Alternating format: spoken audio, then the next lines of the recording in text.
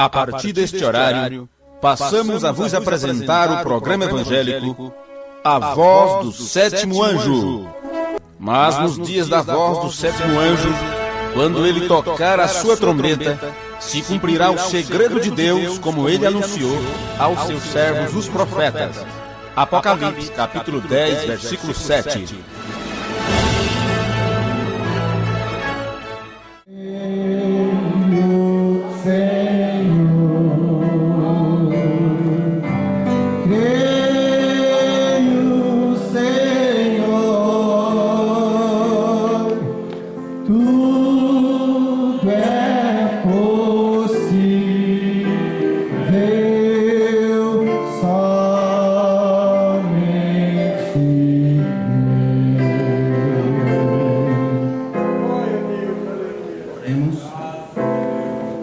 Nosso amado Pai Celestial, diante de Ti estamos nesta hora, Senhor, agradecidos a Ti pela vida que Tu tens concedido.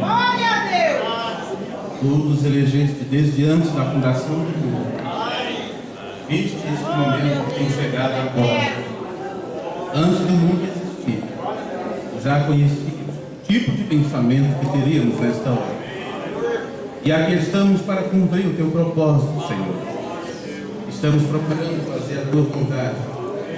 E pedimos que o Senhor abra a cada dia o nosso entendimento para sabermos como, da melhor forma possível, cumprir este propósito Teu enquanto estivermos aqui na terra. Ajuda-nos nesta hora. Perdoa os nossos pecados, nossas fragilidades. Ajuda essas pessoas que aqui estão. Aleluia! Homens, mulheres, jovens, crianças. Todos nós estamos necessitados de Ti. Necessitamos da Tua ajuda nesta hora. Aleluia! Que o Senhor possa aceitar o nosso culto, a nossa adoração, os louvores que têm sido entoados. Tudo que for feito aqui, que seja para a honra e glória do Teu nome, Senhor. E em tudo Teu nome seja magnificado. E ao lermos a Tua palavra, que a ministração da mesma venha de encontro às nossas necessidades, e que possamos sair daqui com a bênção da Tua palavra em nossas vidas. Que a Tua presença se manifeste a cada um de nós, que temos vindo buscar esta presença Tua. Que o Senhor fale conosco. Que o Senhor unja os nossos lábios para falar a Tua palavra. Unja os nossos ouvidos para ouvir aquilo que é a Tua palavra.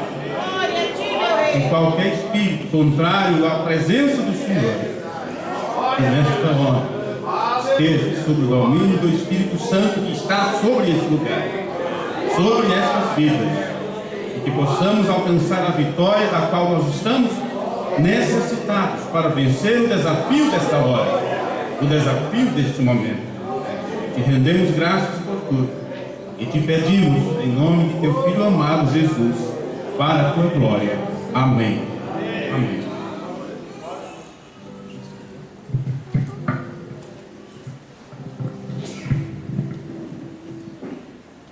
Boa noite a todos. Que o Senhor possa nos abençoar cada momento das nossas vidas.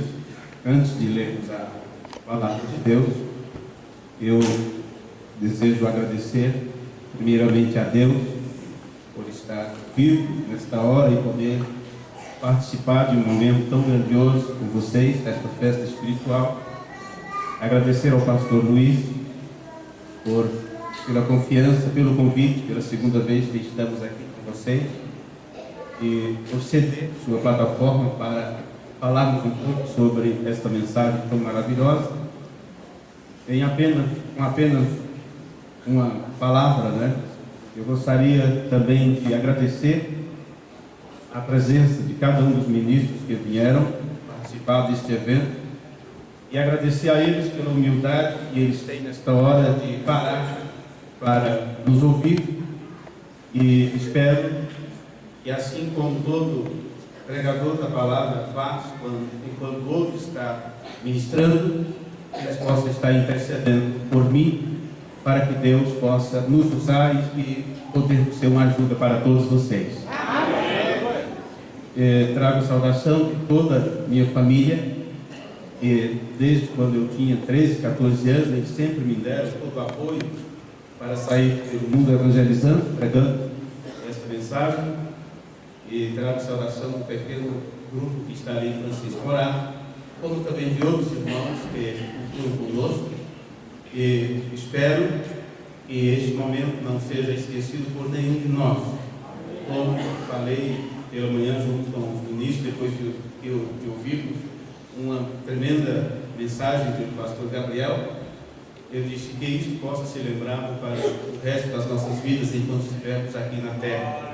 É um momento único que temos de ouvir a palavra de Deus, e não apenas ouvir, mas pôr em prática aquilo que estamos ouvindo. Não é? Bom, eu creio que podemos então abrir nossas Bíblias, vocês que observam sua escritura. Nós vamos ler no livro de Hebreus, no capítulo 4 e o versículo 12. Eu tinha mais algumas palavras para falar nesse início. Uma coisa que eu não consigo, eu não sei direito, é dar uma saudação. Eu não consigo, eu já chego lendo a escritura e já começo. Então, algumas coisas que eu estava desejoso de falar, já esqueci tudo. Se não tiver anotado, já era. Então vamos direto ler as escrituras em Hebreus capítulo 4 e o versículo 12. Está escrito assim: porque a palavra de Deus é viva e eficaz, e mais penetrante do que espada alguma de dois gumes, e penetra até a divisão da alma e do espírito, e das juntas e medulas, e é apta para discernir os pensamentos e intenções do coração. Amém. Podemos aceitar, meus amados? Que Deus nos ajude nesta hora e abra nosso entendimento um pouquinho mais nesse instante. Bom, meus irmãos, eu tenho apenas uma citação do profeta de Deus para esse tempo final, para meditarmos um pouquinho, juntamente com esta escritura que nós acabamos de ler. A palavra de Deus é viva. Isso significa que a vida de Deus vem a nós através da palavra. Deus é vida. Deus é Espírito. E a forma como Jesus manifestou Deus para os homens foi trazendo aos homens a palavra de Deus.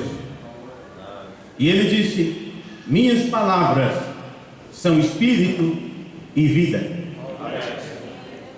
Então, se você tem a palavra, você pode ser vivificado, mesmo que você tenha estado morto, como diz Paulo.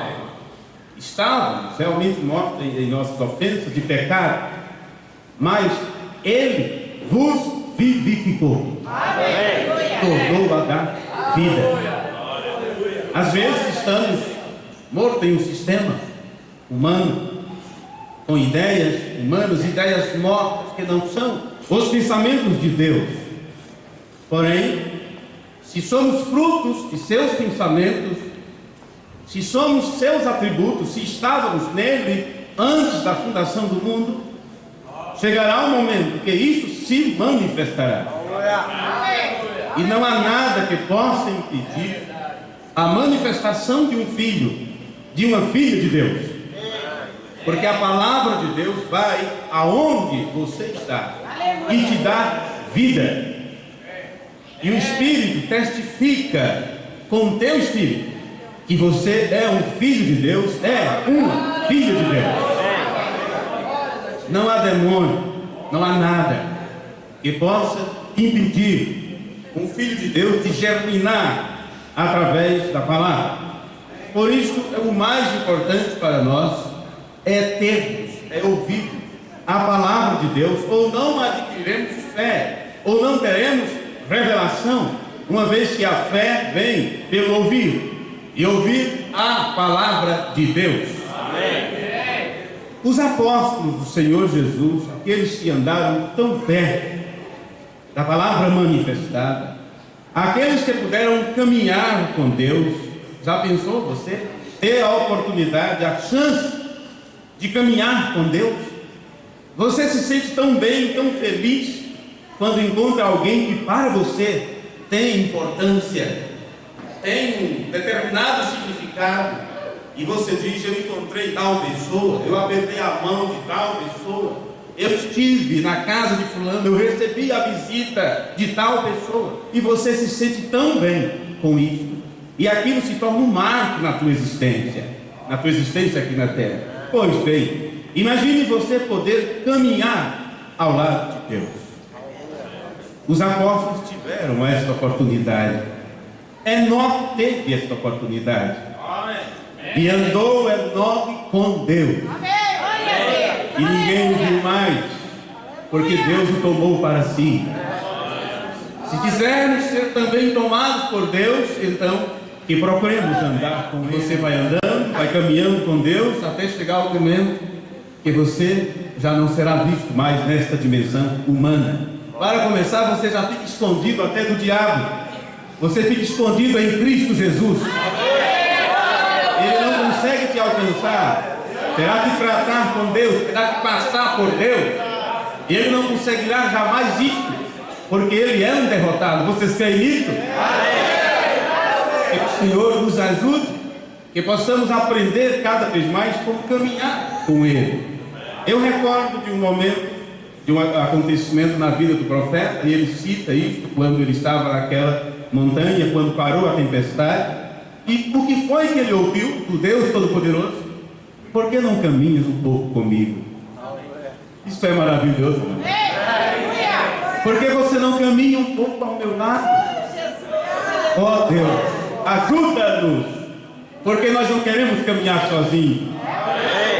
Não queremos caminhar só enquanto estivermos nesta terra, porque não saberíamos como pisar, qual caminho trilhar, como nos livrar dos obstáculos, das armadilhas preparadas por Satanás. Mas se andarmos na luz, como Ele na luz está, aí sim você pode alcançar seu objetivo nessa caminhada. E você só poderá andar corretamente nesse caminho se você tiver a palavra de Deus em sua vida. Porque lâmpada para os teus pés é a tua palavra e luz para o meu caminho. Amém. Quando eu medito, posso segurar ele? Melhor? Acredito. Quando eu medito nessas palavras de Davi, que diz: lâmpada para os meus pés é a tua palavra, às vezes queremos ter um caminho bem iluminado. No entanto, você caminha um passo a cada vez, e você não precisa enxergar muito o que está lá na frente.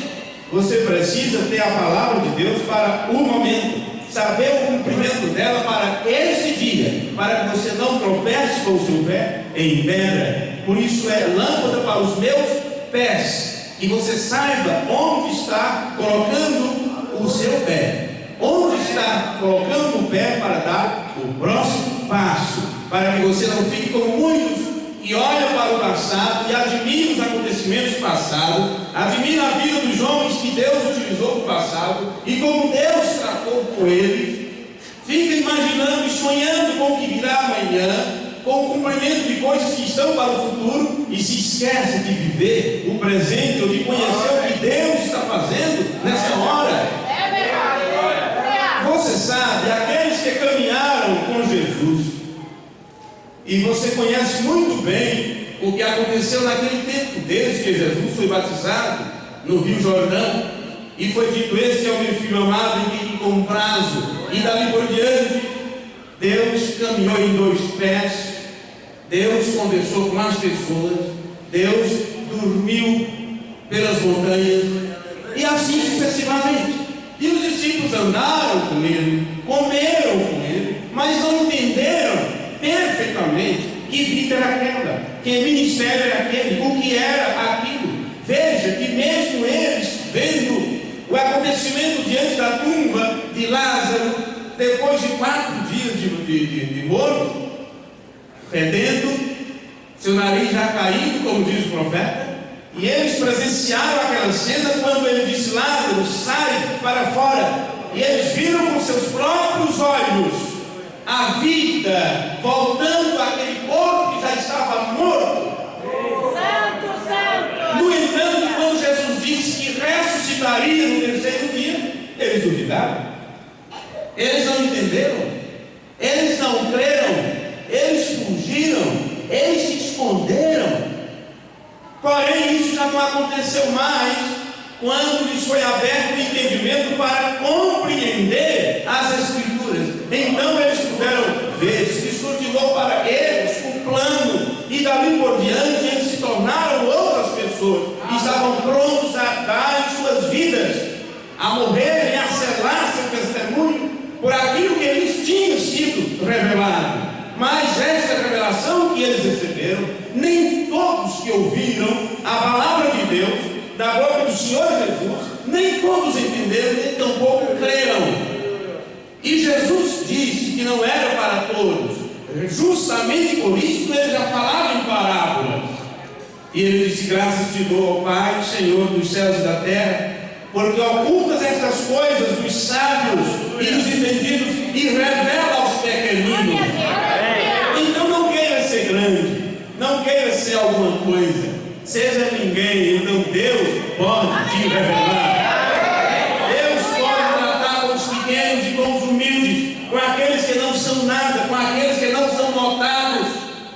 E a palavra sabe quem é você. Não precisa gritarmos para todo mundo que somos ou quem somos, ou procurar provar alguma coisa. Deus conhece quem são os seus. Nenhum se perderá. Ele sabe onde encontrar cada um de nós e como tratar conosco, porque a palavra de Deus, ela discerne os pensamentos e as intenções dos corações. É o que nós lemos aqui em sua palavra.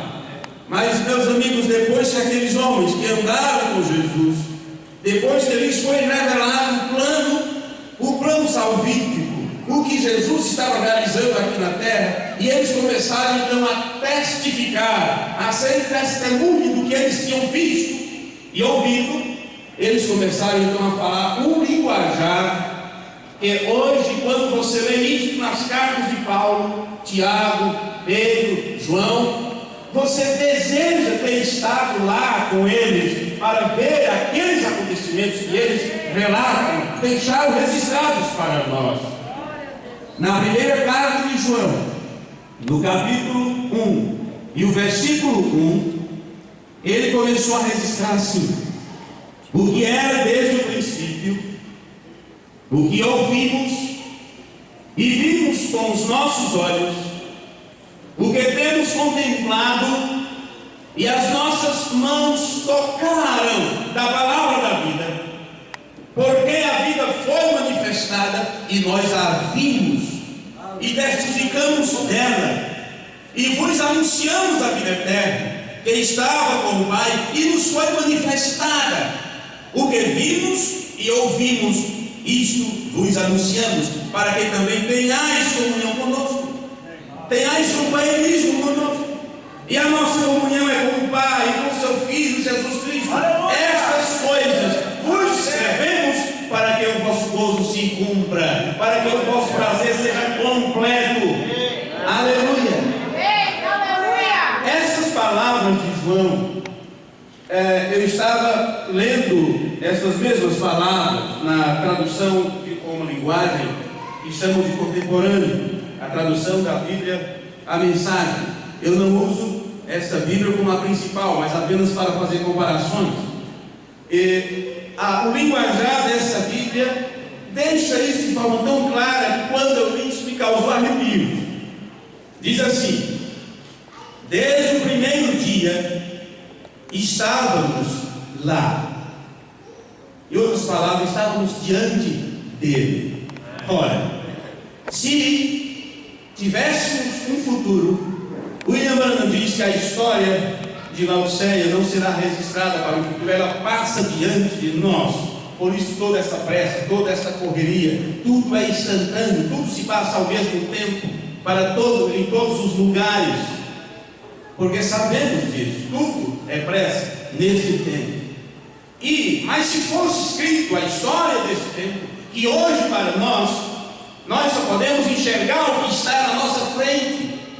Como os discípulos que ouviram Jesus só podiam enxergar o que estava diante dos olhos dele, os milagres, isto e aquilo, porém eles não compreendiam. Depois do caso passado, aí sim eles puderam entender o que era aquilo. Aí a Bíblia diz então, se lhes abriu a Escritura. Os dois discípulos do caminho de Emaús é uma prova disso. Eles ouviram tantas vezes a ministração do Senhor Jesus, mas agora eles estavam caminhando e dizendo, mas já é o terceiro dia e nada.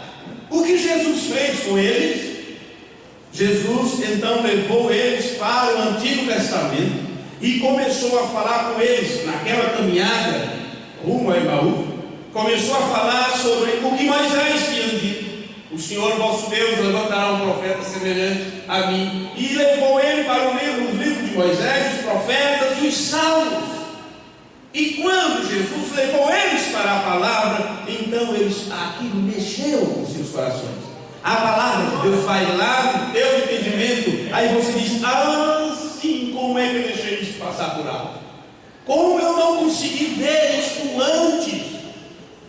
Porém, eles depois que compreenderam, eles puderam levar o Evangelho para todas as outras cidades, para todas as outras regiões, e podiam dizer, eu estava lá, eu estava lá. Se você pudesse ver hoje com olhos espirituais o que está acontecendo no mundo, em todos os setores da sociedade, todos os movimentos, seja crime, seja político, seja movimento religioso, seja coisas, aberrações que acontecem nesse tempo, e você pudesse ver o que isso tem no lado espiritual, e o que está acontecendo no meio do povo de Deus, no meio da noiva de Jesus Cristo, se você em um futuro pudesse ver o que está acontecendo hoje, e hoje você não enxerga isso, você poderia dizer, eu estava lá, eu participei da história, e eu fiz a diferença, eu fui diferente.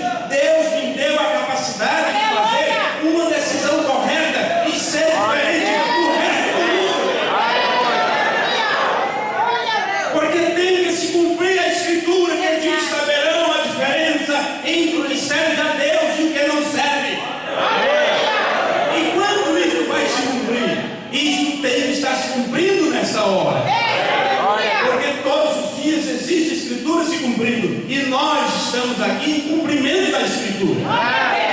Como Judas era o cumprimento, Pedro era o cumprimento, depende agora de que somos, de que tipo de semente somos, qual caráter temos, qual é a natureza que está em nós, o que estamos para desenvolver nesta terra. E é claro que só vamos desenvolver, ou só vai ser germinado em nós, o tipo de semente que foi semeado em nós.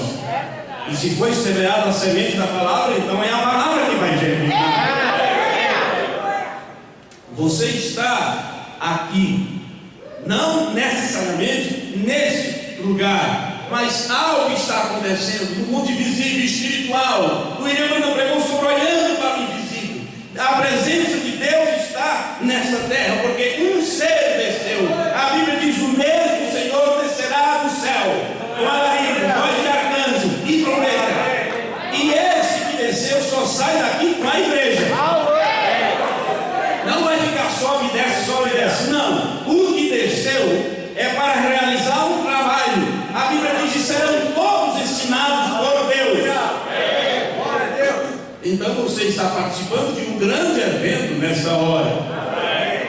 E quem sabe, se Deus nos der a permissão de no futuro, na eternidade, podermos relembrar este tempo, se houvesse isto, poderíamos falar um com o outro e dizer, nós estávamos lá.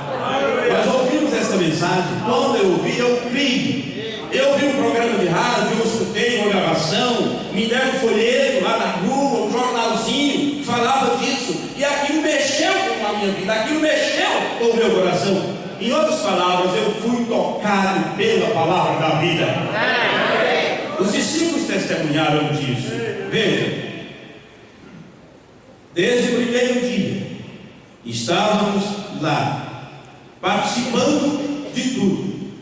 Ouvimos com nossos ouvidos, vimos com os próprios olhos, tocamos com as mãos, a palavra da vida se manifestou bem diante de nós. Somos testemunhas oculares. Agora, sem floreios, contamos tudo a vocês. O que testemunhamos foi simplesmente incrível. A infinita vida do próprio Deus tomou forma diante de nós. Aleluia. Isso é maravilhoso. Nós ouvimos e o ouvimos, e agora estamos contando a vocês para que com nós tenham a experiência da comunhão com o Pai e o Filho Jesus Cristo. A razão de eu estar escrevendo é apenas esta: queremos que vocês desfrutem disso também. Aleluia! Louvado seja Deus. Bom, eu disse que tinha uma citação de uma Brana para meditarmos um pouquinho. Depois dessas duas escrituras que nós lemos, eu creio que está um momento apropriado para lermos então as palavras do profeta. No sermão, a palavra falada é a semente original, no parágrafo 175. William Branham estava falando da harmonia que os filhos de Deus têm com Deus. E eu creio que a harmonia que devemos ter com Deus deve ser o mesmo tipo de harmonia que Jesus tinha com Deus. Porque na oração que ele fez em João capítulo 17, ele orou por isso, para que nós fôssemos um, como ele e o Pai eram um. Aleluia! Lembrando disso, observe que a harmonia.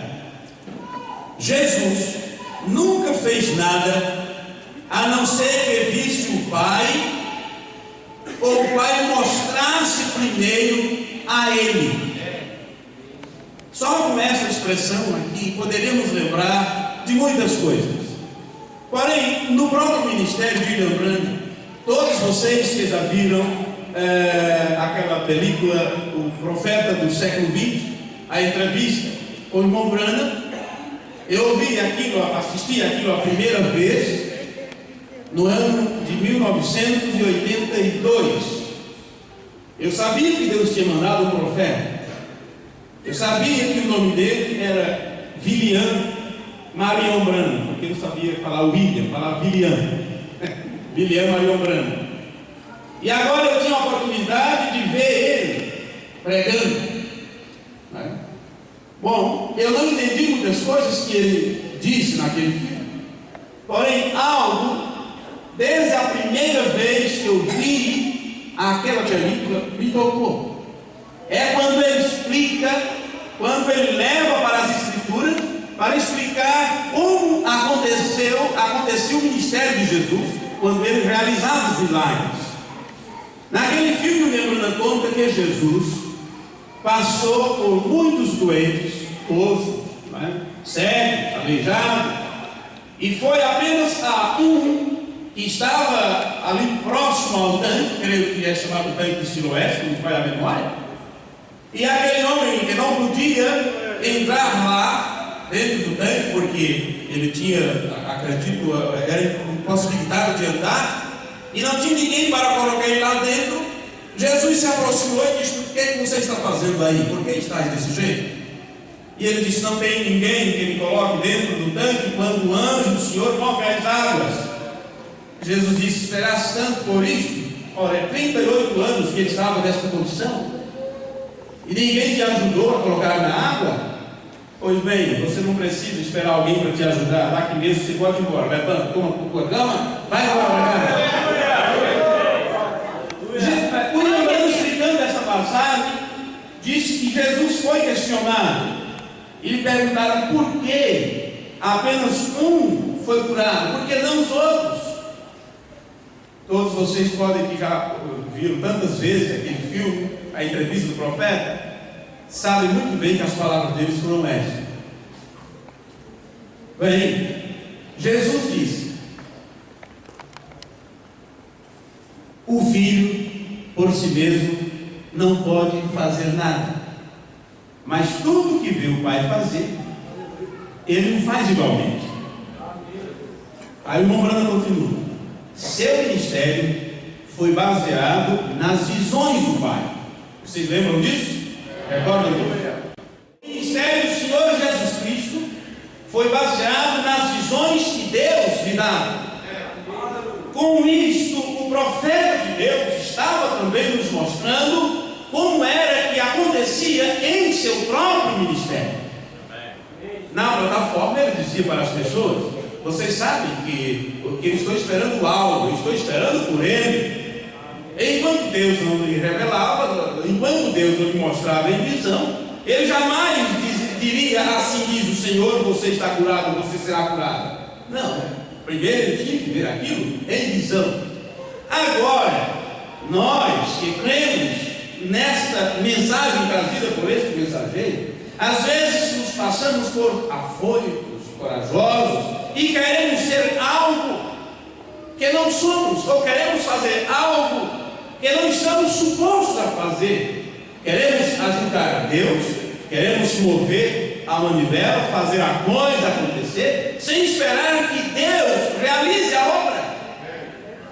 Bom, vamos ver aqui como o profeta ensina. Jesus nunca fez nada a não ser que visse o Pai, ou o Pai mostrasse primeiro a ele. A harmonia entre Deus e Cristo vem em João 19, 5, versículo 19. Do mesmo modo fará a noiva. Do mesmo modo fará a noiva. E ele mostra a ela a sua palavra de vida. Isso é justamente o que nós lemos em 1 João capítulo 1. Ele diz: nós vimos a vida, e ela foi manifestada diante de nós. Eles viram a manifestação da palavra, eles viram a manifestação do Logos, eles viram Deus manifestado naquele homem chamado Jesus. Eles compreenderam isso, eles entenderam, eles viveram junto no período de Paulo, eles sabiam do que Paulo ensinava. Paulo também estava pregando o mesmo que eles pregaram, e Paulo tinha dito que Deus estava em Cristo. Observe. Bom, o William Branham está dizendo: do mesmo jeito fará a noiva, e ele mostra a ela sua palavra de vida. Ele mostra para ela e ela a recebe. Ela nunca duvida disso. Amém? Se há alguma dúvida, se há alguma incredulidade, diz o profeta: deixe tudo isso de lado e deixe o Senhor Jesus tomar controle dos teus pensamentos. Né? Ele diz: Senhor do sermão, eu duvido das minhas dúvidas e creio nas promessas de Deus. Creio que ele disse isso no sermão, as suas infalíveis palavras de promessa, se não me falha a memória. Pois bem, ela nunca duvida disso. Não importa o que você sente, não importa o que dizem, não importa o que o médico diz, o que importa é o que você crê. Jesus não dizia assim: eu te curei. Ele disse: a tua fé te curou, a tua fé te salvou. Porque afinal de contas, se o dom de cura não estiver em você, não importa o quanto você seja ungido, não importa quantos litros de azeite se derrame em tua cabeça, se você não crê, já era. Mas Jesus disse o quê? Tudo é possível ao que crê. Então, assim como Deus é imortal, a noiva de Cristo também não pode ter dúvida. Deus não tem essa capacidade de morrer. A noiva não tem essa capacidade. Ela não se dá ao luxo de duvidar. Ela apenas crê. Mesmo que não entenda, mesmo que não esteja bem explicado, ela simplesmente crê, ela se entrega, ela não duvida, ela não questiona a Deus, ela não murmura, porque a ela foi dada vida, a ela foi dada a vida do próprio Deus. E aqueles que reclamaram por não entender a situação e que murmuraram, morreram pelo deserto, mesmo tendo comido do maná. Isso significa que muitos podem se alimentar desta palavra, se comer esta mensagem, mas no entanto estarão mortos, não chegarão do outro lado, porque na trajetória chegaram a duvidar ou a questionar a soberania de Deus, o plano de Deus. Ela não duvida, disse o profeta. O que mais? Nada pode lhe fazer mal, nem mesmo a morte, pois se a semente foi plantada, a água a fará brotar novamente. Amém. Agora eu tenho um grande aleluia aqui, diz o profeta. Aí ele diz: aqui está um segredo. Nessa parte eu quero ir mais devagar um pouquinho, porque com isso já entro para o fechamento aqui, para terminarmos esta simples palestra. Vamos examinar as palavras de Mourana aqui bem pausadamente. Eu peguei a citação e separei aqui para facilitar para mim apenas as frases do profeta nesse parágrafo, para podermos parar em cada frase. Porque se você pegar cada citação do profeta, cada palavra que ele diz, você pode levar isso de Gênesis a Apocalipse e ver que tudo isso está na Escritura. Antigamente tínhamos aquela pressa, estou contando a minha experiência, às vezes falo assim de forma coletiva, como se vocês tivessem também passado por isso, mas vou falar de mim. Pegava a mensagem e queria ler ela rapidamente, porque já tinha outra para ser lida. E se não tivesse, reclamado, cadê a tradução? E está faltando mensagem, e nós não temos mensagem, já li todas que eu tenho. Falta ler, se já tem, gente. Ou depois, se você termina a leitura da Bíblia, você não vai ler mais Bíblia, porque já leu. Quantos aqui já leram a Bíblia? Muitas letras. 1189 capítulos, parece, né? 30 e tantos mil versículos. Você diz, é muita coisa para ler. Ora, você já passou quanto tempo? Quanto tempo de cristianismo que temos? Quanto tempo de religiosidade? Quanto tempo na igreja? Muitos de nós nascemos na igreja e ainda não lemos a Bíblia. Ainda não lemos a Bíblia. Eu li todo o Novo Testamento quando eu tinha 8 anos de idade. E li escondido. Meu pai tinha um velho paletó e ele guardava em seu quarto. E ele estava começando a entrar na lei de crente. Era assim que disse: fulano, Zé Rosendo entrou na lei de crente. Misericórdia. Estava no início. E a Bíblia, ninguém tinha. Ele só tinha o Novo Testamento daqueles dos gideões. A primeira Bíblia que meu pai possuiu, ele fez uma troca. A minha tia tinha este livro, faltava uma capa. E ela trocou por uma galinha. Meu pai tinha a galinha e disse: ô comadre, me dá a tua Bíblia, eu troco uma galinha. E ela trocou. E foi assim que meu pai adquiriu sua primeira Bíblia. Minha tia que perdeu. Hoje ela está na mensagem, mas depois de muitos anos. Mas nesse início, tudo católico, aquela coisa toda. Mas isso já foi depois. Ele só tinha o Novo Testamento e guardava no bolso de um velho paletó que ficava lá guardado, todo empoeirado. E eu, curioso, atrás de encontrar alguma bala, alguma coisa, fiquei procurando nos bolsos, estava ali um negócio meio grosso, né? E eu peguei aquilo, quando eu olhei, estava lá o Novo Testamento. Que negócio é esse? Saí correndo para debaixo do pé de laranja para ler aquilo. Para mim, eu estava fazendo uma coisa proibida, porque na verdade eu fui mexer nos bolsos escondidos, não é? Então eu comecei a ler São Mateus. Já fiquei com medo do nome, porque para mim Mateus ou Catirina era aquela turma que na época de carnaval eles saem vestidos com roupas esquisitas e com máscara, né? Então eu chamava Mateus e Catirina, quando era aqueles homens vestidos de mulheres e homens saíam pedindo dinheiro na época do carnaval. Misericórdia, isso aqui é de Mateus, não é? Mas quando eu comecei a ler, falava de Jesus. Então foi assim que eu li todos os dias. Eu pegava escondido, corria para dentro do mato e li. Foi assim que eu li todo o Novo Testamento. Eu tinha cerca de uns 8 anos de idade. Mas diga-me, quando é que nós vamos entender o que está nesse livro, ou pelo menos ler as Escrituras? Quando?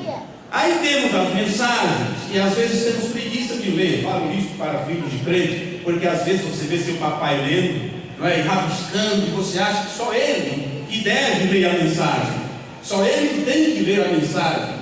Eu passei por essa experiência dentro de casa, muitas vezes. Filho, você não vai ler a mensagem?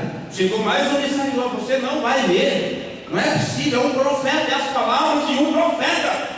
Temos que saber o que o profeta disse, porque Deus não manda o profeta quando as coisas estão bem. Ele manda quando as coisas estão indo ruim, de mal a pior. Então, se entra um profeta em cena, quando vai o profeta descia do morro e chegava na aldeia, todos ficavam temerosos, porque se este homem chegou aqui, é porque tem um recado de Deus. Então o que fizemos de errado? Sim, temos que ler esta escritura, temos que entender o que está nela. Pois bem, a palavra está na noiva, disse William Branham, e ele diz: aqui está o segredo. Eu estava dizendo que todas as palavras do profeta estão na escritura. Você pode ir de Gênesis a Apocalipse com isso. Veja isso. Aqui está o segredo. Então, se tem um segredo, as pessoas gostam muito de mistérios. Quando é uma coisa misteriosa, som de trovão, revelação disso, daquilo, as pessoas ficam com a cabeça desse tamanho e querem ouvir o que é. Pois bem, aqui está o lembrando dizendo: aqui está o segredo. E ele foi enviado por Deus para nos revelar os mistérios que estavam ocultos. Aquilo que estava oculto na mente de Deus desde antes da fundação do mundo. Aquilo que estava guardado apenas para Ele, para ser revelado no tempo certo. Assim como Jesus não poderia ter vindo em nenhum momento, a não ser quando chegasse a plenitude dos tempos. Deus não poderia ter enviado a revelação do seu segredo, dos mistérios que tinham sido escondidos antes do tempo. Daniel quis entender estas coisas porque ele teve muitas visões. Ele viu muitas coisas em visões e ele queria entender. E Deus disse: Daniel, sela a visão e a profecia.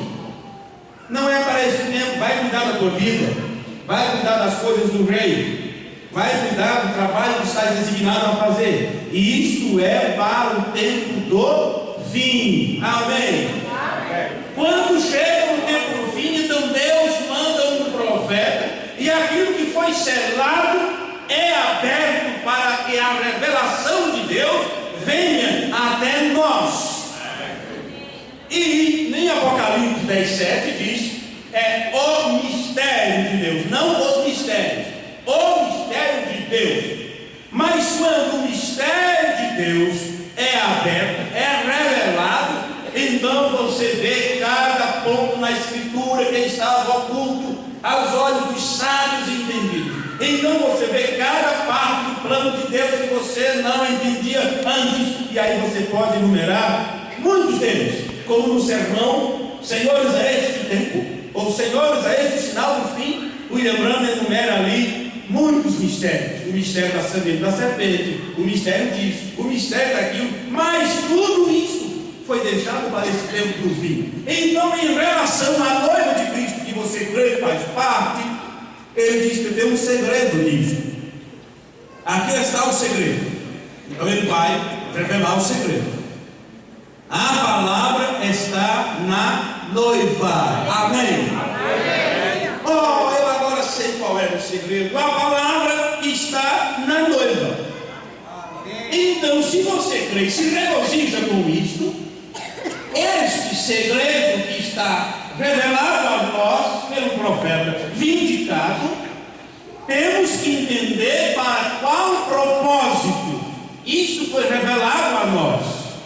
Porque se a palavra está na noiva, Jesus disse o quê? A palavra é a semente, ou a semente é a palavra de Deus. Amém? Bom, se a palavra é a semente, e se essa palavra está na noiva, então isso tem que manifestar vida. O segredo da semente é trazer a vida adiante. Do que adianta ser uma semente morta? Do que adianta ser uma semente xoxa, sem vida? Mesmo que você não veja a vida, se você pega uma pequena semente e a abre em bandas, né? Um exemplo disso é uma pequenina semente de feijão. Abre ela em bandas, você vai ver lá um ciclozinho de umas folhinhas, apenas uma. Eu já vi isso. Você vê ali uma restezinha, como se fosse uma semente pequena, cauzinho, porque no futuro é o que aquilo vai ser quando ela começa a brotar. Veja, mesmo mais, você não vê a vida. Você não vê a vida, você vê ela manifestada. Agora, se a palavra está na noiva, é com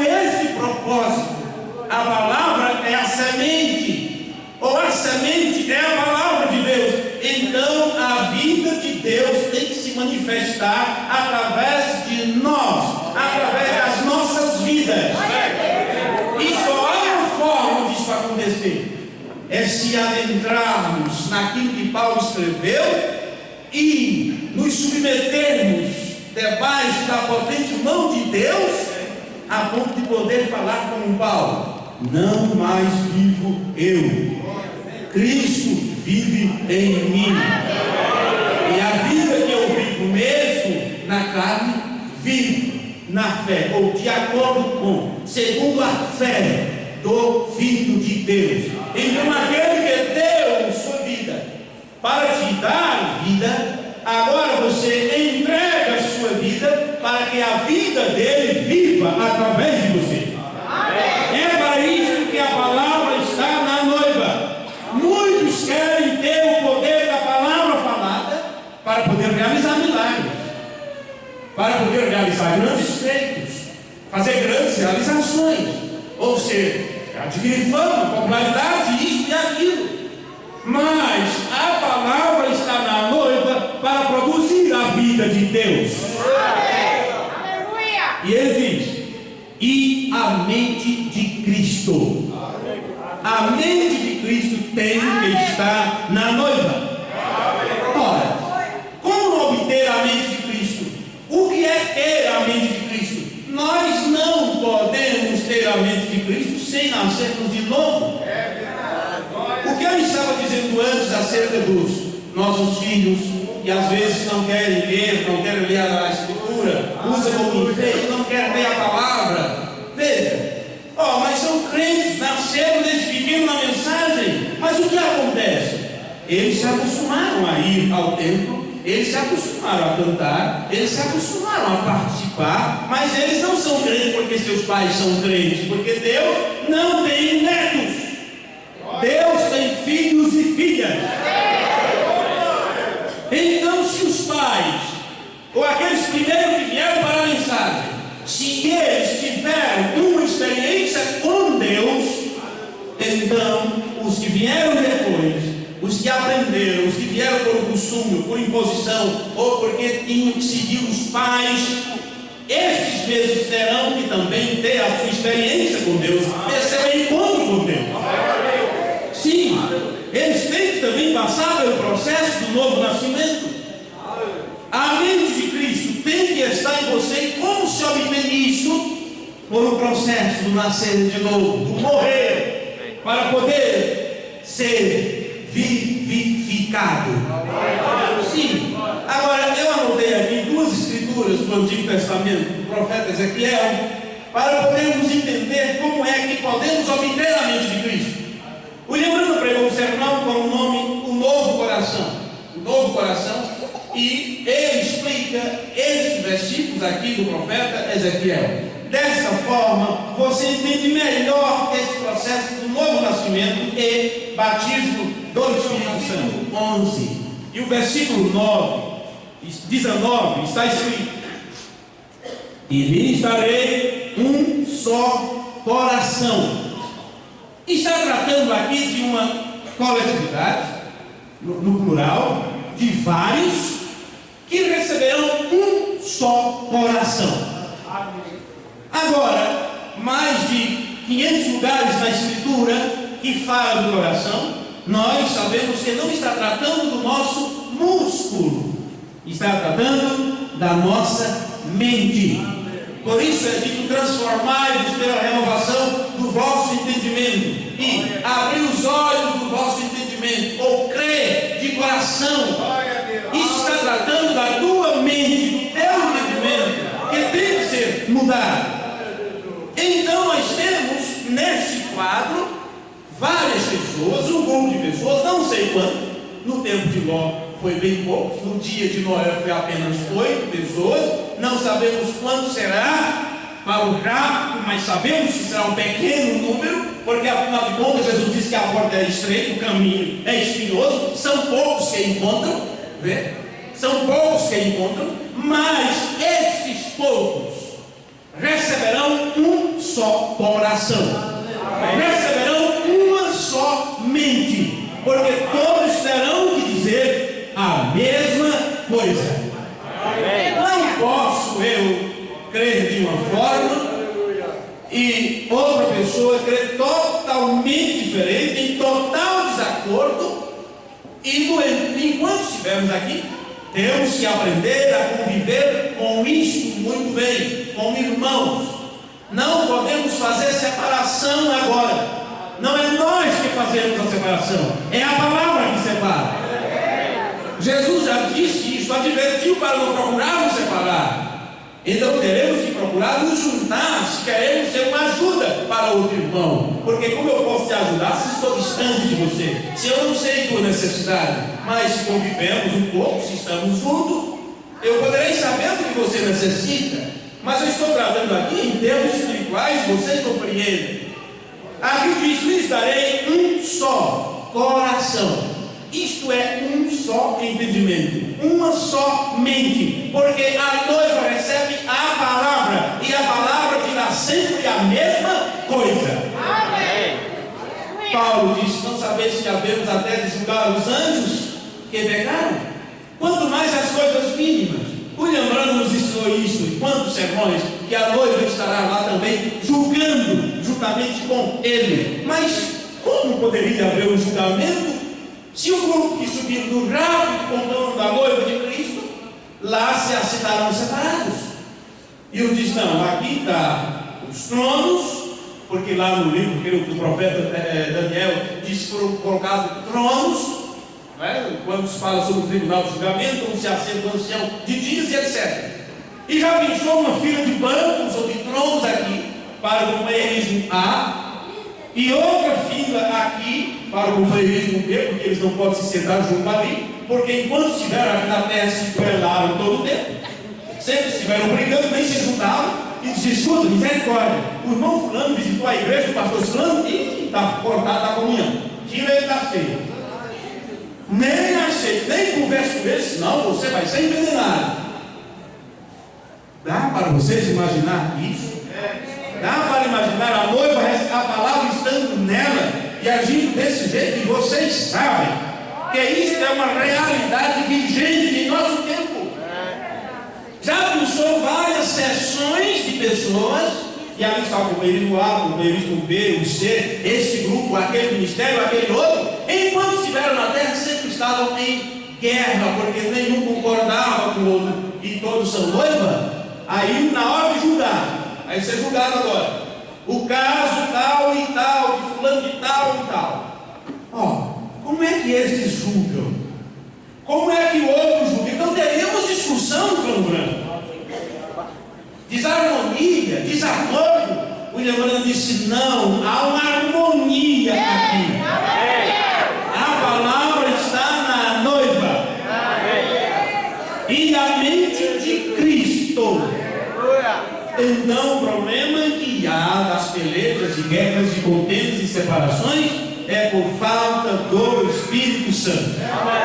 E o Espírito Santo só vem para nascidos de novo, porque os nascidos de novo podem ver o reino de Deus. E agora ele diz que ver significa entender. Então não estão entendendo o plano. Então a mente não foi aberta ainda. Mas vamos continuar aqui. Lhes darei um só coração e um espírito novo porém dentro deles. Isto é Ezequiel 11, versículo 19. Mais à frente, no capítulo 36, o velho profeta voltou a repetir a mesma dose dupla, não é? Diz assim, no capítulo 36, versículo 26 do profeta Ezequiel: e dar-vos-ei, e agora está falando de cada um individual, e dar-vos-ei um coração novo, e porei dentro de vós um espírito novo, e porei dentro de vós o meu espírito. Temos aqui dois espíritos agora, um espírito novo e o meu espírito. Bom, nós nunca poderíamos compreender o processo do novo nascimento de acordo com as palavras de Ezequiel, a menos que um profeta de Deus viesse para nós e nos ensinasse sobre isso. E nessa escritura, o profeta William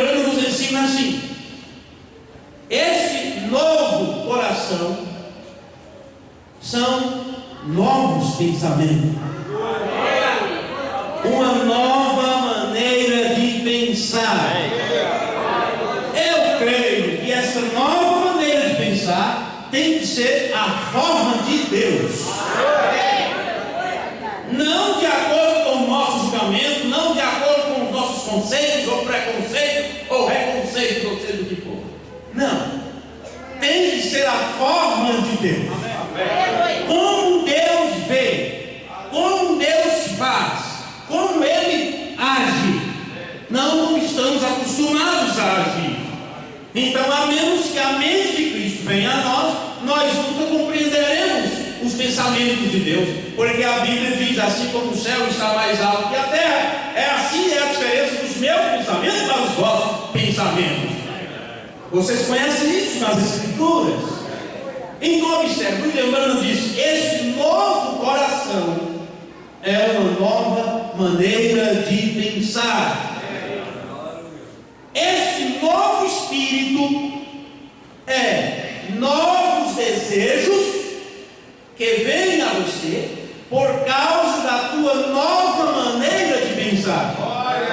Então você quando recebe um novo coração, que é um novo entendimento, você começa a ter novos desejos. E o William Branham diz que esses novos desejos te levam a fazer a coisa certa. Amém? Você então poderá escolher o certo. Você usará o livre-arbítrio não para fazer a tua vontade.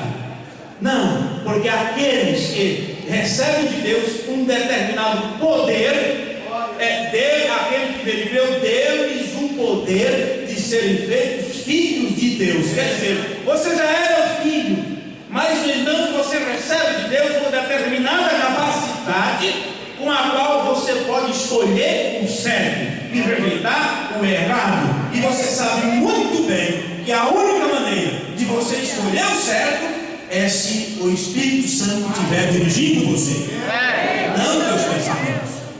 Então veja, um novo coração é um novo entendimento, é uma nova forma de pensar. Um novo espírito são novos desejos. E esses novos desejos quero fazer o que é certo. Amém? E só podemos fazer o que é certo se fizermos a vontade de Deus. Ok. Se esse processo acontecer conosco, aí Deus diz assim: então porei sobre vós do meu Espírito, diz o Senhor. Então o Espírito Santo só vem para aqueles que recebem um novo entendimento, aqueles que são transformados. Transformai-vos através de quê? Renovação de mente, para que a mente de Cristo venha a você. Veja, poderíamos pegar cada frase do profeta e pregar uma mensagem separada, mas deixe-me concluir rapidamente as demais frases. Prometo não me estender muito, nem sei quanto tempo tem, que até relógio eu esqueci. A gente fica nervoso quando vai pregar. Não tem jeito. Pois bem, para que a mente de Cristo? Veja, aqui está o segredo. A palavra está na noiva e a mente de Cristo. E aqui está um propósito para que a palavra está na noiva, para saber o que Ele quer que se faça com a palavra. Amém? Então Deus coloca a palavra em mim, em você, mas é Ele que sabe o que você deve fazer com isso. Por isso, quando os discípulos tiveram aquela instrução, Jesus disse: agora não saiam por aí fazendo isso e aquilo. Não, ficai em Jerusalém até que do alto sejais revestido de poder. Só depois disso vocês podem então realizar o trabalho. Então ela sabe o que Ele quer que você faça com a palavra. E uma vez que você tem a palavra em você e a mente de Cristo está em você, o que você vai fazer agora nunca terá teu nome. Nunca terá teu nome abaixo de tuas realizações. Jesus não buscou sua própria glória, e Ele foi e é o nosso exemplo. Sim, Ele nunca buscou sua própria glória, e Ele disse o porquê. Ele sabia que tinha um que testificava a respeito dele. Ele não dava seu testemunho próprio a respeito disso. Agora, ela tudo faz em seu nome. O que a noiva realizar com a palavra, ela faz no nome dele. Foi assim que Jesus fez.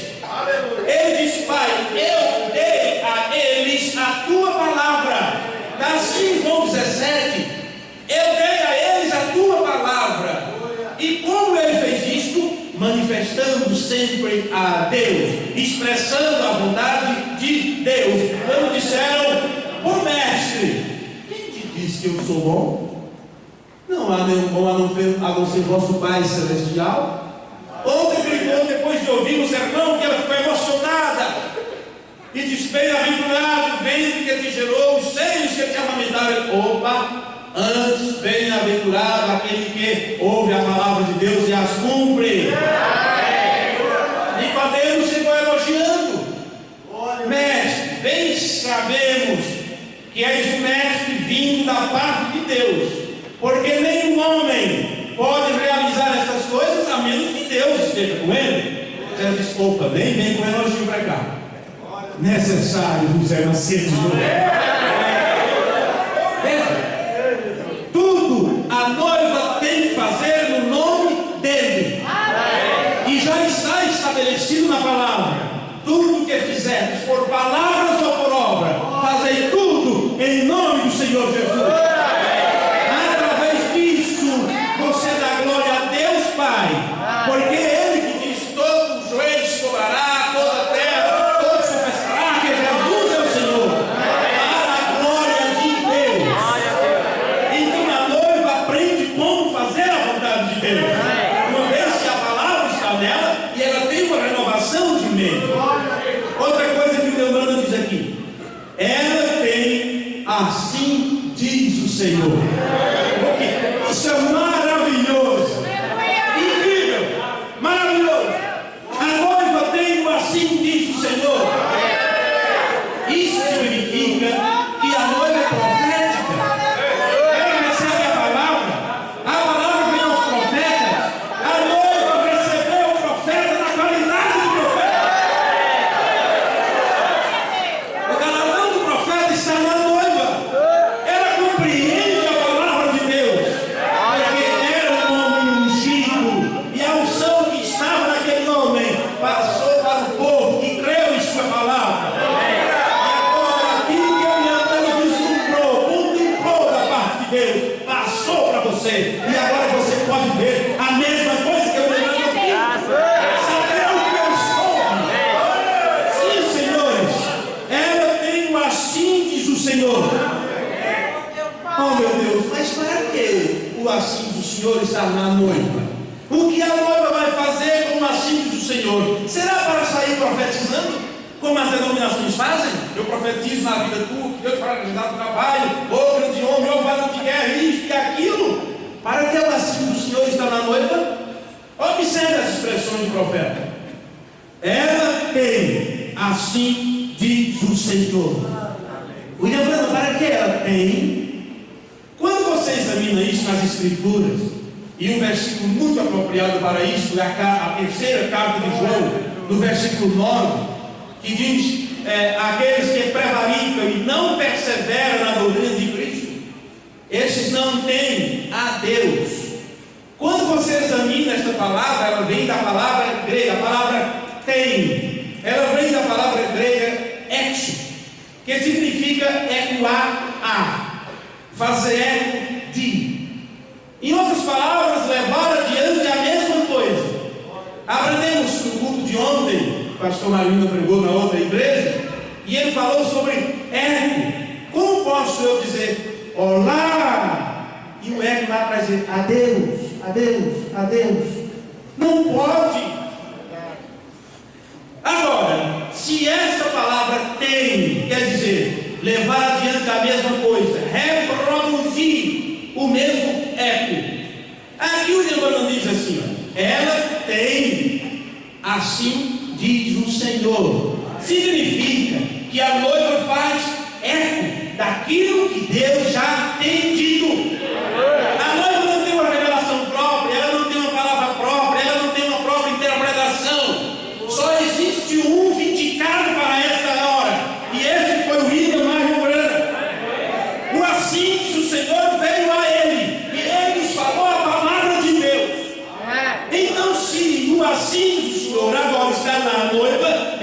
pode fazer outra coisa a não ser repetir o que o profeta já disse.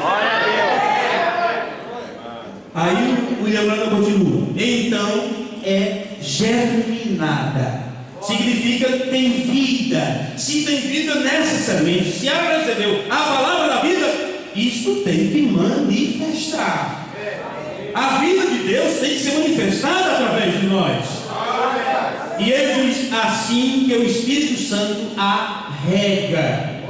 Ora, você não foi regado pelo Espírito Santo? Não está caindo a chuva de ensinamento sobre você, sobre a tua vida? Então, se o jardineiro está ali com o galão de água, né? A água da vida que flui do trono de Deus e do Cordeiro, se isto está sendo regado em tua vida, então você tem que germinar.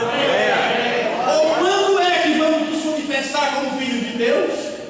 Quando é que vamos ter uma vida mudada, uma vida mais obediente, uma vida mais santificada?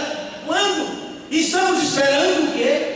O súbito impulso acontecer? Ou no abrir e fechar de olhos do carro, posso virar, eu estava em problema, eu não consegui me livrar disso, eu não consegui me livrar daquilo, e agora estou santo. Aconteceu um milagre em minha vida. É dessa forma?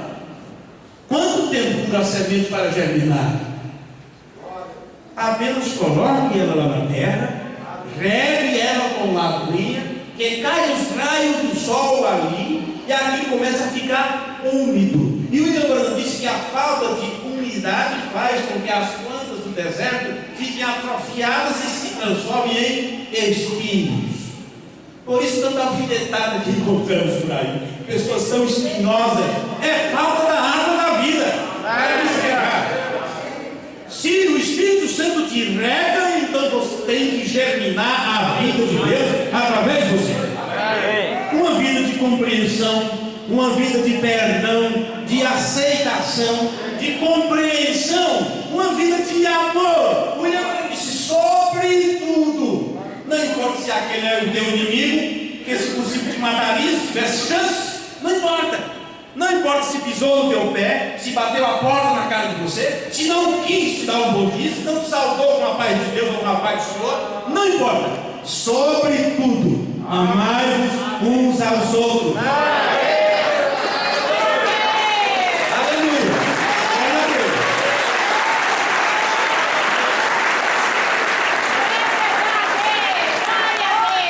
Mas sabe, a comida não estava tão boa, ela colocou sal de propósito. Cheguei tão cansado em casa, com tanta fome, e a coisa não estava. Sobretudo, amai-vos uns aos outros. Mas eu queria que ele mudasse, que ele fosse um melhor crente, ou uma cristã mais obediente. Só o amor pode mudar isso. Amai-vos uns aos outros. Ele é rebelde, é isso, é aquilo. Amai-vos uns aos outros como eu vos amei. Mas ele é um traidor. Ele só veio aqui para acabar com a minha vida, para me destratar. Ora, Pedro chegou a praguejar, dizendo: nunca vi Jesus, não conheço esse homem, não faço parte desse grupo, não me juntei com essa cidade. Depois Jesus chegou para ele e disse: Pedro, tu me amas? Pois bem, eu vou confiar meu rebanho a ti. Você confiaria? Você confiaria? As pessoas dizem: eu não levo desaforo para casa. Errou comigo uma vez, já era. Não perdi a confiança, já era. Somos humanos. Temos que aprender o que é amor divino. No sermão sinal, o William Branham disse que a ovelha, ela cede seus direitos, seu leite, sua gordura, sua lã, ela não reclama. Glória a Deus. E o Cordeiro de Deus, como ovelha muda, ele foi levado ao matador, sem reclamar. Não importa o que te faça. Jesus disse: amai os vossos inimigos, orai pelo que vos maltrata e vos persegue. Então temos que olhar para nossas vidas e ver se estamos cumprindo essa escritura. O que acontece quando vemos alguém que faz alguma coisa, e comete algum deslize, ou faz alguma coisa errada? Você viu, irmão? Misericórdia. Olha a situação. E olha para a irmã, olha o que aconteceu. Você já orou por ela? Já orou por ele? É muito fácil você ver alguém que está numa situação miserável, de acordo com o seu entendimento, porque no entendimento do santarrão, fariseu, o publicano era miserável que não deveria ter entrado no templo, porque para começar nem podia entrar no lugar santo, tinha que ficar no átrio. No entanto, ele estava ali dizendo: Senhor, tem misericórdia de mim, pecador. Quer você ser uma bênção, quer você ser uma ajuda enquanto estiver nesta terra? Então se apiede dos fracos, daqueles que não conseguiram fazer o que você já fez, ou já não está fazendo. Seja misericordioso. Se você quer alcançar misericórdia, essas foram as palavras de Jesus. Bem-aventurados os misericordiosos, porque eles alcançarão misericórdia.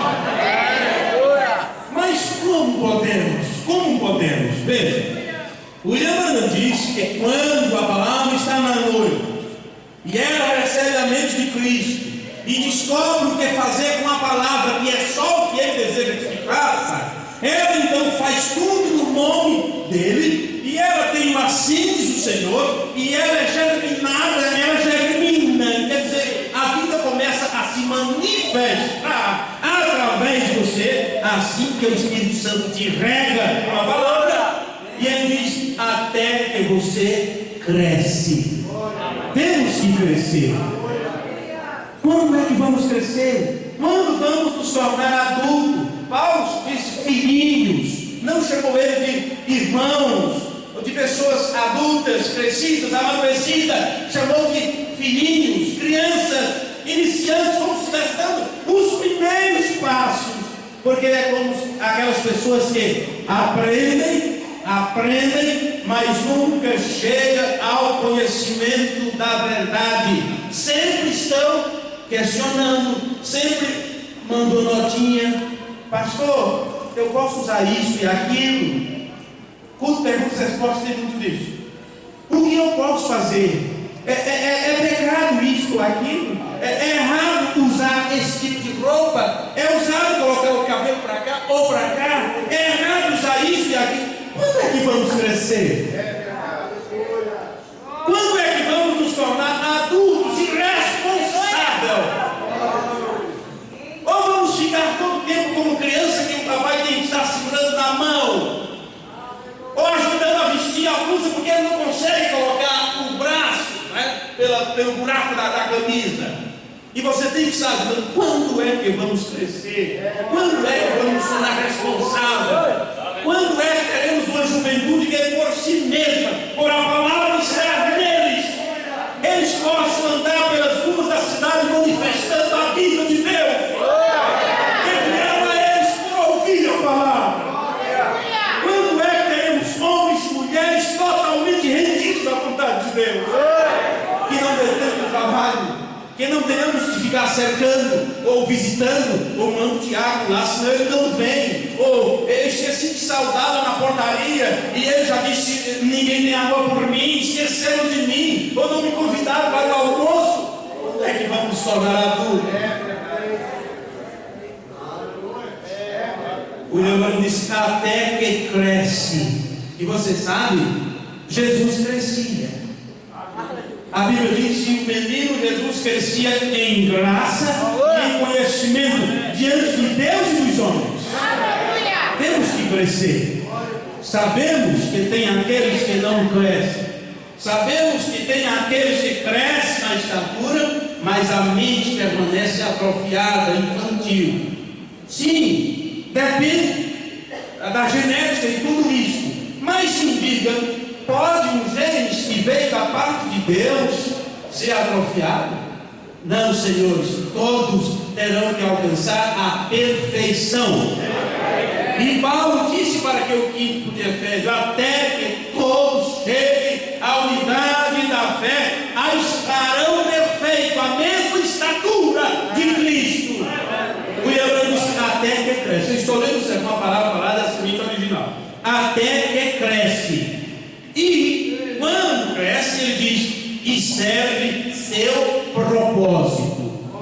Oh, você já sabe qual é o propósito de Deus para a tua vida? O Abraão sabia qual era o seu propósito. Cada profeta e mensageiro de Deus sabe para que foi enviado. Jesus sabia para que ele nasceu. Ele disse: eu para isso nasci.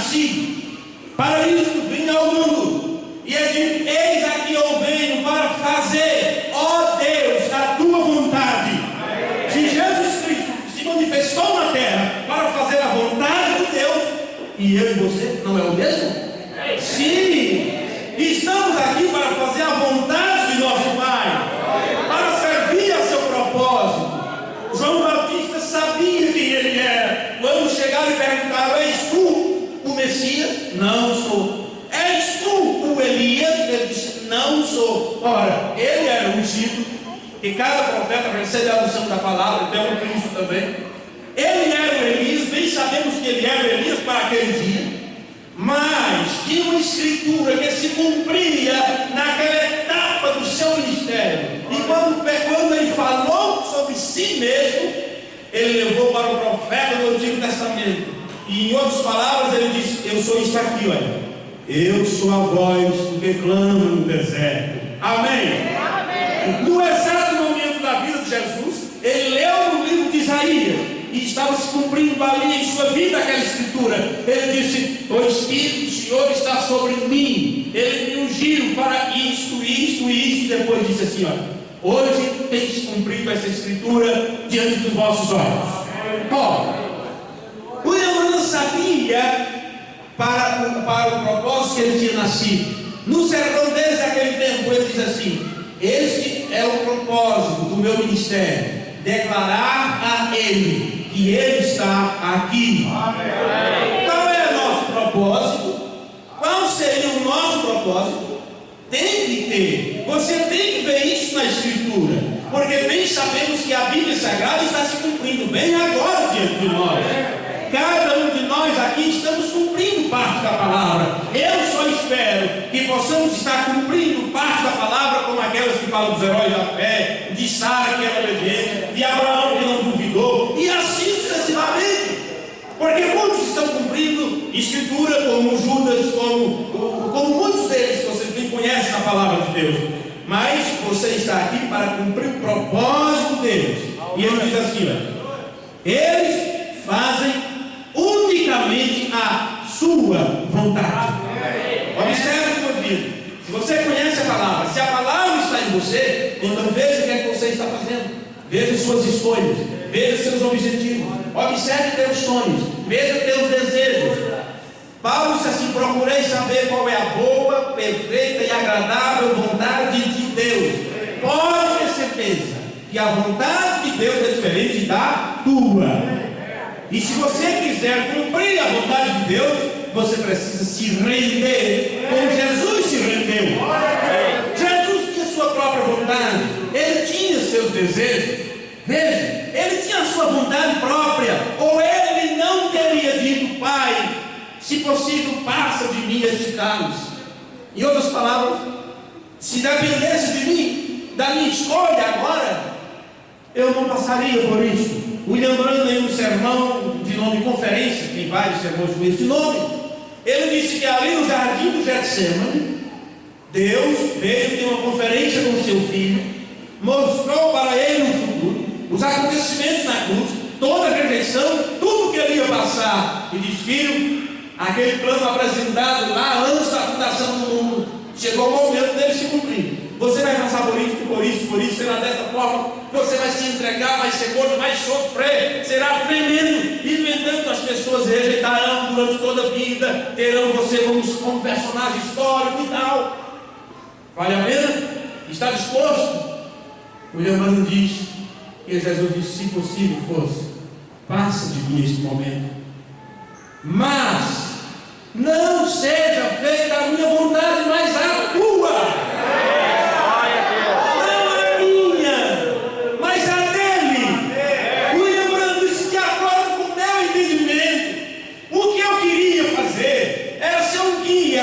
Nas montanhas, era armar armadilhas para caçar animais, era viver uma vida comum, separado de tudo, mas foi a vontade do meu Pai que eu realizasse esse trabalho. Ele disse isso no sermão surgido dos últimos dias. Vê? Procure qual é a vontade de Deus para a tua vida, porque o Emmanuel disse que a noiva, eles fazem unicamente a sua vontade. E o Emmanuel diz: amém, eu creio nisso. Amém. 3 coisas que ele diz para eu concluir, e eu não vou comentar isso aqui muito. Ninguém pode persuadi-los de uma forma diferente.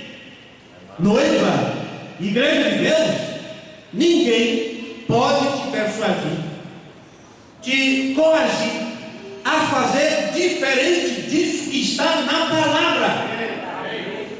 E por que é que de repente o coleguinha vem e diz: ih, essa roupa parece de velho? Aí você chega em casa, você olha no espelho, e se fosse mais curta,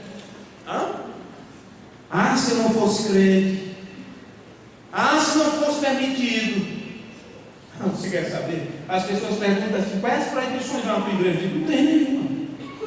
Não tem proibição nenhuma. Eu falo para os irmãos: vocês podem viver da forma que vocês quiserem. Ele já conhece a palavra, já lhes foi ensinado. Não vou ficar agora o resto da minha vida dizendo para as mesmas pessoas o tipo de roupa, o tipo de calçado, o tipo de cabelo, o tipo disso, comportamento com o homem, isso, aquilo. Ora, tem mais coisas para ser ensinado? Ou vamos ficar todo o tempo nos rudimentos da doutrina de Cristo? Tem assunto para pessoas que cresceram também para ser ensinado. Tem alimento sólido. E se alguém quer ficar para trás, atrofiado como uma criança birrenta, que não quer crescer, que evita comer da palavra, então vão ficar para trás, porque tem alguém avançando. Tem uma noiva se aprontando. E ele diz: pela graça de Deus, eu não quero ser um estorvo para ela. Não quero ser um estorvo. Então, se o profeta de Deus diz que a palavra está em você faz a vontade de Deus, e ninguém vai persuadir você a fazer diferente. Porque uma crítica que fazem para a tua aparência, para o teu jeito de ser, te desmotiva tudo. Você já procura ficar separado, já não se junta com eles, na escola já fica, o filho do crente, aí você fica todo triste. Você tem que se alegrar por isso. Os discípulos apanhavam porque eram crentes, porque eram cristãos, e eles diziam: glória a Deus pela cura, glória a Deus pela prisão, glória a Deus pela redenção. Senhores, por que seria diferente agora no ômega? Foi assim no alfa. Eles se regozijavam pelo privilégio que tinha de serem açoitados e rejeitados, por manifestar a vida de Deus através de suas vidas. Ninguém pode te persuadir a fazer diferente. Deveríamos ser as pessoas mais felizes, mais sorridentes nessa terra. Estamos aqui em um período de teste. Não somos daqui, viemos de lá. Estávamos nele antes da fundação do mundo. E você quer saber? Deus não te dá satisfação se for necessário para que o diabo fique envergonhado de Deus colocar na mesma situação que estava Jó. Ele vai colocar. Sim, desprezado de tudo e de todos, sem nada, sem saúde, sem família, porque ele mesmo a esposa o abandonou quando disse: amaldiçoa teu Deus e morre, só assim eu fico livre para casar com outro. Como é que é, mulher? Tu falas como uma louca. Todos os amigos de Deus disseram que estás em pecado, tu blasfemaste contra Deus, mas ele não tinha feito. Jó não viu o que aconteceu, mas Deus revelou ao profeta Moisés que o diabo chegou diante de Deus e Deus disse: onde você veio? Estava passeando na terra. Viste a irmã Maria? Vi. Viste o irmão Felipe? Quem não vê aquele camarada? Pois é. Está lá obediente a ti, por quê? Tem boa saúde. O negócio é esse, Satanás. Se ele não fosse saudável, estava aí blasfemando. Meu amigo, hoje é bom você dizer glória a Deus, sou crente, estou na mensagem, aleluia. Faça, testifique do mesmo jeito. Quando o médico dá o diagnóstico, diz assim: olha, não tem mais jeito, viu? Você tem poucos dias de vida. Sim, vai chegar o momento de você não poder mais ouvir as palavras do seu pastor. Sim, vai chegar o momento que você não vai poder caminhar com seus próprios pés para vir à igreja. Vai chegar o momento de você não conseguir dirigir seu carro. Vai chegar o momento de pessoas estar ao seu lado e dizendo: oh, mas que situação, eu preciso da autorização da família para desligar os aparelhos, porque está vendo esse negócio aqui faz, não é que sobe e desce,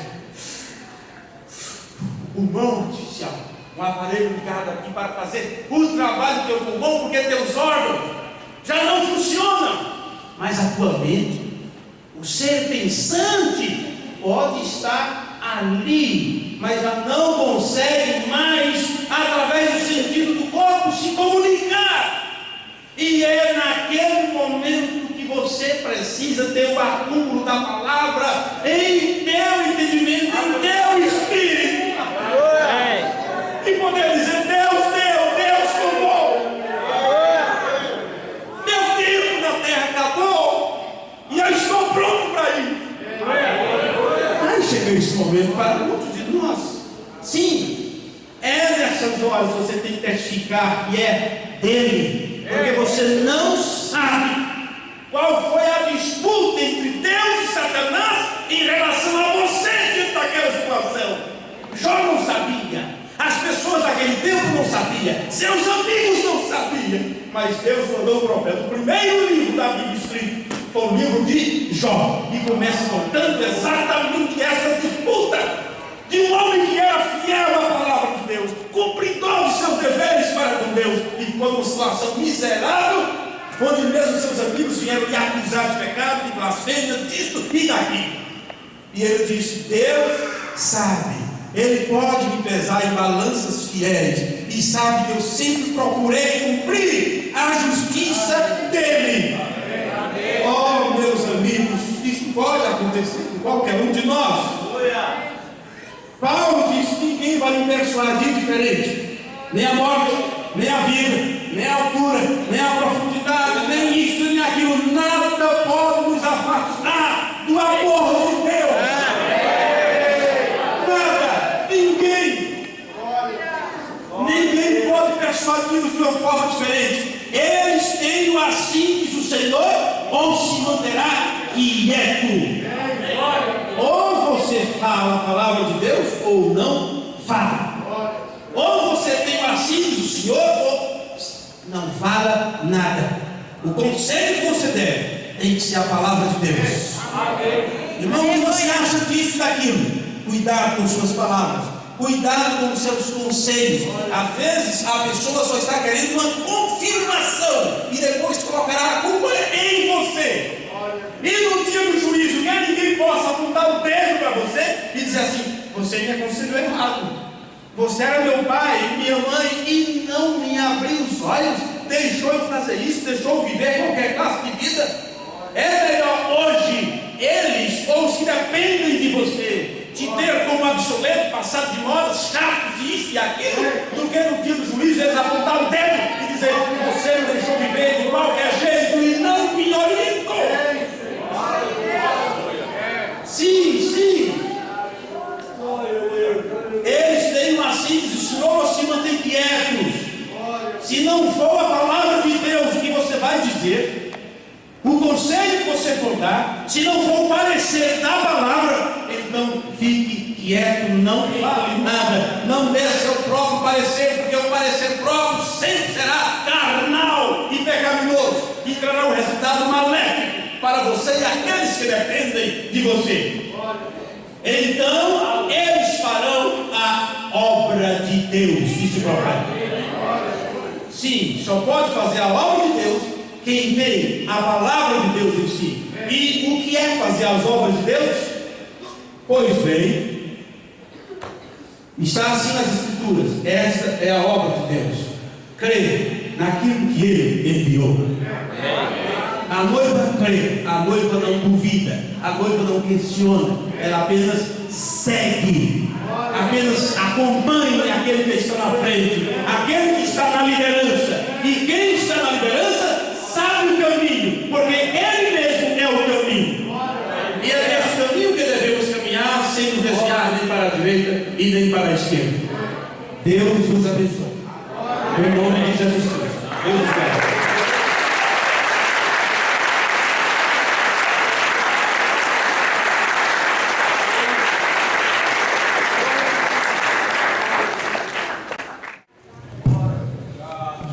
pedir se colocar em pé, por favor, nós vamos cantar o louvor. Pode colocar um hino desse, por favor.